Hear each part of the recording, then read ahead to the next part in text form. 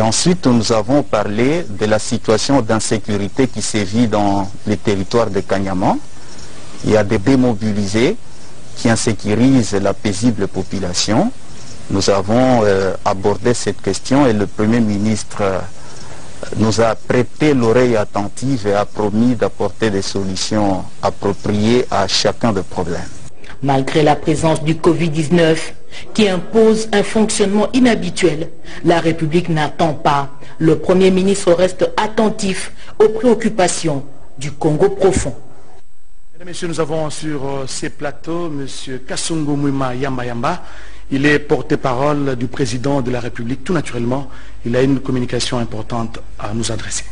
Merci Oscar Mbalkaïj. C'est précisément pour vous dire que consécutivement à l'empêchement circonstanciel de son Excellence, Monsieur le directeur de cabinet du chef de l'État, l'honorable Vital Kamerhe Loi Kanyinginin Kingi, son Excellence, Monsieur le Président de la République, charge conformément à l'article 9, alinéa 1er de la décision 09001 du 26 février 2009 portant règlement intérieur du cabinet du président de la République, Monsieur le professeur docteur Désiré Cachemire Collongélé-Bérande, directeur de cabinet adjoint chargé des questions politiques, administratives et juridiques, d'assumer l'intérim du directeur de cabinet du chef de l'État. Merci Kasumuma Yamba Yamba, c'est bien dit. Les traitements des travailleurs en cette période de confinement laissent à désirer dans certaines entreprises, licenciement pour les uns et congés techniques pour les autres. Le gouvernement de la République a l'obligation de protéger les emplois. Voilà pourquoi il a dépêché respectivement la ministre d'État à l'emploi et son collègue des Mines pour vérifier ces informations à la source. Ils ont effectué une descente dans la ville de Kolwezi. C'est un reportage signé Robert Ndeichi-Sensei. Lundi 10 mai 2020, mine de Comus à 3 km du centre-ville. La ministre d'État, ministre de l'Emploi, Travail et Prévoyance sociale, Dr Nene Louankoulou et le ministre de Mines, Willy Kitobo, en mission dans la province du Lualaba sur instruction du Premier ministre, sont ici pour vérifier les informations qui ont fait le tour du monde sur les réseaux sociaux concernant le mauvais traitement du confinement des travailleurs de cette entreprise minière. Accompagné par la vice-gouverneure Fifi Masuka, la délégation gouvernementale échange avec les responsables de cette firme. Les explications sont données à la patronne de l'emploi. Le confinement a été décidé pour prévenir la contamination du coronavirus des travailleurs de cette entreprise, expliquant qu'à Lubumbashi, il y a déjà 10 cas confirmés. Pour vérifier ces informations, ce par véhicule, tous à bord, que les deux membres du gouvernement pénètrent la mine de Comus. Au bout de quelques minutes, un échange fructueux est engagé entre les travailleurs et les deux membres du gouvernement. Dans ces camps, il y a certes des choses à revoir, comme les conditions d'hébergement et la restauration. Willy Kitobo invite les Chinois à respecter la législation en matière de travail en République démocratique du Congo et promet d'engager un dialogue franc avec ces sociétés pour sauver l'économie et améliorer ce qu'il faut. Nous étions en train de craindre que le Covid-19, avec son impact, nous allons vers une récession et qui pouvait amener la plupart des sociétés à fermer. Et donc, les mesures qui ont été prises par le pays sont des mesures qui ont été acceptées par les miniers pour maintenir leur activité. Et donc aujourd'hui, avec la reprise des économies dans les pays tels que la Chine, qui sont ceux qui nous achètent le cuivre et le cobalt, nous espérons que le cuivre va remonter puisqu'il était chuté en dessous de 505 000 $ la tonne, et le cobalt même moins de 30 000 aujourd'hui, encore aussi 27 000. Nous pouvons saluer quand même le courage que les miniers font en maintenant la production et en maintenant le paiement de nos travailleurs. Une des choses qu'insiste, et nous en avons parlé avec la militaire, et d'ailleurs c'est même son slogan, tout faire pour préserver bien sûr les emplois de nos populations. Très satisfait, Nene Louankoulou et Willy Kitobo promettent de faire rapport au Premier ministre. Objectif, il faut à tout prix sauver l'économie congolaise qui subsiste actuellement grâce aux recettes minières. Puis cette dépêche, la ministre de l'économie nationale, Acacia Bandumbola, porte à la connaissance des opérateurs économiques bénéficiaires de la mesure de suspension de la perception de la TVA, taxe sur la valeur ajoutée sur certains produits de première nécessité, décrétée par le gouvernement que la date limite pour la déclaration et la certification des stocks disponibles des produits concernés acquis avant le régime suspensif de la TVA est fixée au 15 mai 2020. Passé ces délais, aucune déclaration ni certification des stocks ne sera prise en compte. Ainsi fait à Kinshasa le 12 mai 2020 à Acacia Bandumbola. Une équipe de médecins chinois, je l'ai dit à l'ouverture de ce journal, est arrivée aujourd'hui à Kinshasa. Ces médecins sont venus à l'invitation du gouvernement de la République pour partager leur expérience en matière de lutte contre la pandémie du coronavirus. Dans leur gibecière, 4 tonnes de kits sanitaires, nous dit Gina Wabiwa. L'équipe d'expertise médicale chinoise anti-épidémique est arrivée à Kinshasa tôt ce matin sous une pluie battante. Mandatée par son gouvernement, la délégation chinoise a pour mission d'appuyer la République démocratique du Congo dans sa lutte contre le coronavirus. Composée de médecins, biologistes, virologues et autres, cette équipe qui avait dans sa suite près de 4 tonnes de kits sanitaires, il s'agit de masques, thermoflash, gants, respirateurs, combinaisons et autres, a été reçue sur les tarmacs par le vice-ministre des Affaires étrangères chargé des Congolais de l'étranger, Raymond Tchediapataï. Vous savez que c'est pendant les moments difficiles qu'on reconnaît des amis, de vrais amis. Et avec cette action vient renforcer davantage nos relations avec la Chine. Nous remercions le gouvernement chinois et nous restons reconnaissants et ça renforce davantage nos relations. Le vice-ministre des Affaires étrangères qui a reçu symboliquement ces dons était accompagné de son collègue, le vice-ministre de la Santé Albert Petit, ainsi que de l'ambassadeur de Chine en République démocratique du Congo, Xu Jing. Nous allons mener beaucoup de séances de travail avec l'équipe congolaise. Nous allons aussi donner des formations. Ils vont parcourir beaucoup d'endroits dans le pays.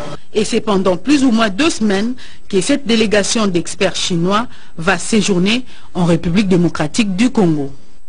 Les Chinois sont très actifs en République démocratique du Congo après avoir ordonné les travaux de désinfection du palais de la Nation, des travaux qui ont pris 3 jours. Les directeurs des cabinets adjoints du chef de l'État, le professeur Casimir Ebirand Kolongele, a reçu la directrice générale de la société Huawei RDC qui lui a remis un important lot d'équipements de lutte de protection contre le Covid-19. Il s'agit de 12 000 masques pour les agents et cadres de la présidence de la République. Cette remise effectuée ce mardi 12 mai 2020 permettra à tous les personnels de la présidence de la République de respecter les gestes barrières recommandés pour lutter contre la propagation de la pandémie du Covid-19. Ce don est composé de 10 000 masques ordinaires et 2 000 masques de type numéro 95. Images et commentaires dans nos prochaines éditions d'information. L'ennemi commun en ce moment, c'est la pandémie du coronavirus et tout le monde doit conjuguer les efforts pour lutter contre cette maladie. Dans ce sens que les PNUD ainsi que la Fondation Makutano ont apporté leur appui à l'INRB à travers le docteur Mouyembe. Suivez. C'est mardi 12 mai 2020, le professeur Jean-Jacques Mouyembe Tanfoum, coordonnateur de la cellule de riposte contre la pandémie du Covid-19 en République démocratique du Congo, a reçu la visite des représentants du réseau d'affaires Sultani Makutano dans les locaux de l'Institut national de recherche biomédicale INRB. Sultani Makutano est l'un des réseaux d'affaires les plus dynamiques de la RDC, fondé en 2014 par Nicole Soulou. Il réunit des chefs d'entreprise, des experts et des décideurs de haut niveau qui s'investissent non seulement dans le développement de l'activité économique créatrice de valeur, mais également dans l'amélioration du bien-être socio-économique de la nation congolaise. Motivés par leur responsabilité sociale, les membres de Sultani Makutano se sont impliqués avec détermination à contribuer tant aux mesures d'hygiène et de prévention de lutte contre la pandémie du Covid-19 qu'à la lutte contre ses conséquences économiques sur la population. C'est ainsi qu'ils ont financé des campagnes de prévention à travers notamment des spots vidéo et autres visuels divers. forer des puits d'eau dans des zones dépourvues d'eau potable et participer avec les PNID à une initiative de production de masques impliquant des couches sociales défavorisées. La démarche des rencontres avec le professeur Jean-Jacques Mouyembe et les équipes de l'INERB répond aux besoins de s'enquérir de l'évolution de la lutte contre la pandémie au niveau national. L'état des lieux brossé par les profs Mouyembe pourra servir de guillage au réseau Sultan Makutano pour conserver la pertinence de son action solidaire et les cas échéants en améliorant l'efficacité. Pour arrêter la propagation du Covid-19, les ministres des Relations avec le Parlement, Déon Koussou, a procédé à la distribution gratuite des kits sanitaires dans la province du Congo central. La dizaine des patients du coronavirus bénéficient des sacs de riz, sacs de foufou, des cartons de savon, des bidons d'huile végétale, du sucre, du lait, du thé, des pains et des masques. La Fondation Kissalme Banda a posé son geste et nous sommes très contents. Nous n'attendons que ça. Nous les remercions et nous pensons que Dieu est dans qu'il puisse faire encore mieux ou qu'il puisse sensibiliser les autres députés et sénateurs de la province pour qu'ils puissent apporter l'aide à nos malades pour qu'ils soient bien soignés. Félicitations à Déon Koussou et à sa fondation.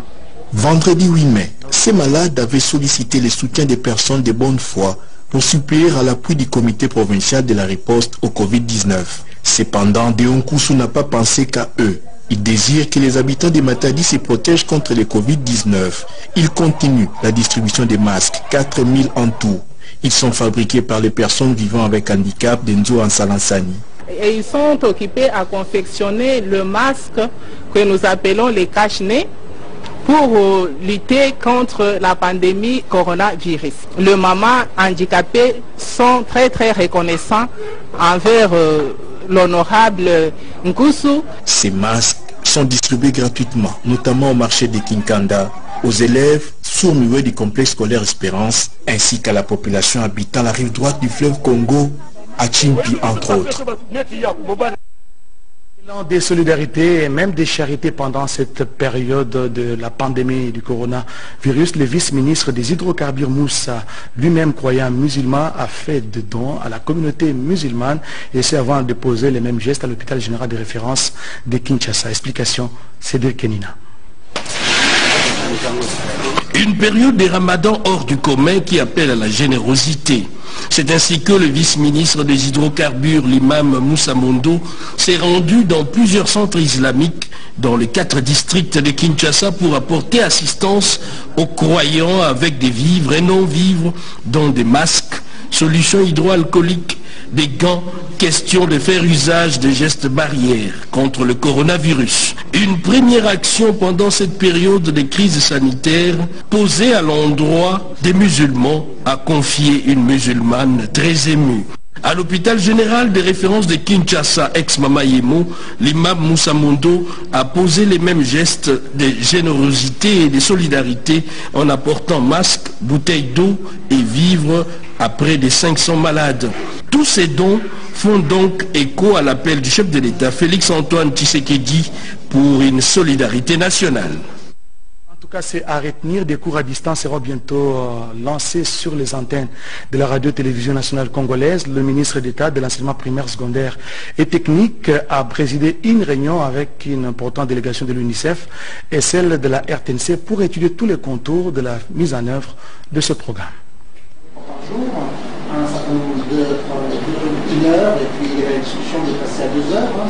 Bien ne suffit pas quand on peut faire mieux. C'est fort de cette maxime que le ministre d'État, ministre de l'enseignement primaire, secondaire et technique, a conduit une séance de travail avec une délégation de l'UNICEF, partenaire du ministère de l'EPST, conduite par Edouard Beybeder et celle de la RTNC, menée par Ernest Kabila, autour de la nécessité d'optimiser la diffusion des cours télévisés et radiodiffusés sur la chaîne nationale. Edouard Beybeder, représentant de l'UNICEF en RDC, confie que les travaux ont été fructifiants, car la radio-télévision nationale congolaise revoit à la hausse son temps d'antenne pour les cours à distance dédiés aux écoliers du secondaire et les experts de la RTNC, du ministère de l'EPST, de l'UNICEF, ainsi que d'autres partenaires seront dès mercredi à pied d'œuvre pour finaliser les aléas du contenu. Je suis très heureux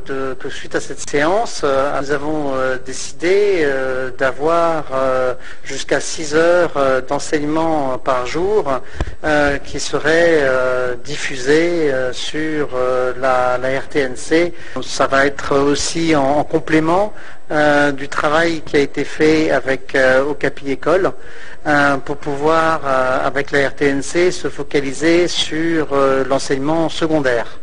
Donc c'était très important de coordonner les différentes initiatives et on se félicite que le ministère de l'Éducation ait pris cette initiative. Heureux de la participation de la RTNC dans les efforts du gouvernement congolais via le ministère de l'EPST à aider par les cours à distance les élèves congolais durant cette période de suspension des cours, Ernest Kabila soutient que la chaîne publique dévoilera, après les réunions techniques qui débutent ce mercredi, sa grille des programmes pour la classe télévisée et les leçons radiodiffusées. La réunion qui a commencé ce soir ou cet après-midi va continuer demain d'une manière technique afin de mettre sur pied un certain programme que nous allons diffuser en faveur de ces enfants.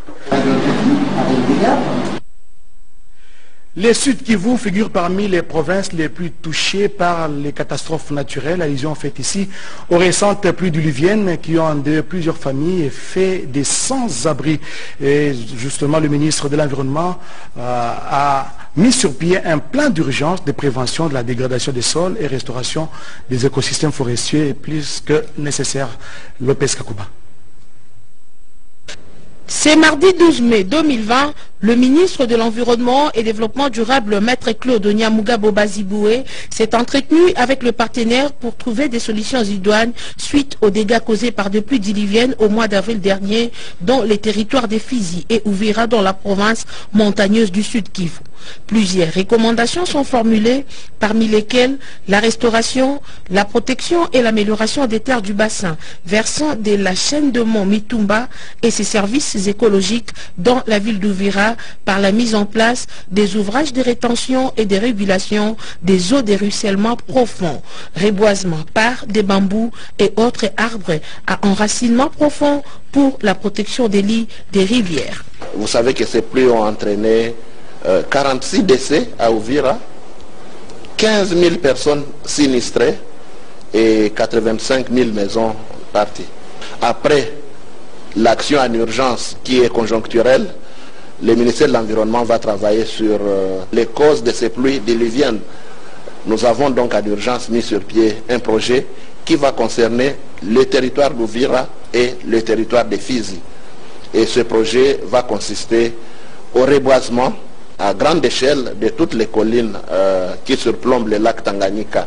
La coopération allemande par le trichement de Martin Ter Edge, conseiller principal de la GIZ dans le cadre du programme de maintien de la biodiversité et gestion durable de forêts, félicite le ministre pour cette importante initiative de planification et promet de participer urgemment à travers cette action notable. Déjà que la GIZ travaille sur le terrain sud-kivusien, la Banque mondiale, qui dans son portefeuille ne dispose pas d'incidence sur le Sud-Kivu, saisit la balle au bon. Marc Lixi, directeur adjoint et coordonnateur des programmes de développement durable, a signifié qu'aujourd'hui même, il informe l'équipe sectorielle environnement de la Banque mondiale à Washington pour envisager des réponses idoines. L'urgence s'impose. Retenez que le plan du ministre est évalué à plus de 9 millions de dollars américains pour des solutions durables et préventives. Comment assurer la desserte en eau potable et en électricité à travers le pays membre de l'Union africaine en cette période d'urgence sanitaire suite au Covid-19? La question était au centre d'une réunion par vidéoconférence du comité technique et spécialisé des États membres de l'Union africaine, conférence tenue à Addis Abeba. La RDC a délégué à cette réunion le vice-ministre des ressources hydrauliques et énergie, Papi Mpungu Luamba Mirendeki. Il s'agit d'une réunion du comité technique et spécialisé de l'Union africaine, des États membres constitués particulièrement des ministres des infrastructures, de l'énergie et du tourisme. L'objectif est de discuter sur les impacts par rapport à la pandémie du Covid-19 et voir comment envisager des mesures dans la sous-région. La République démocratique du Congo a pris part à cette réunion tenue par vidéoconférence par le biais du vice-ministre de Ressources hydrauliques et électricité, Papi Punguluamba.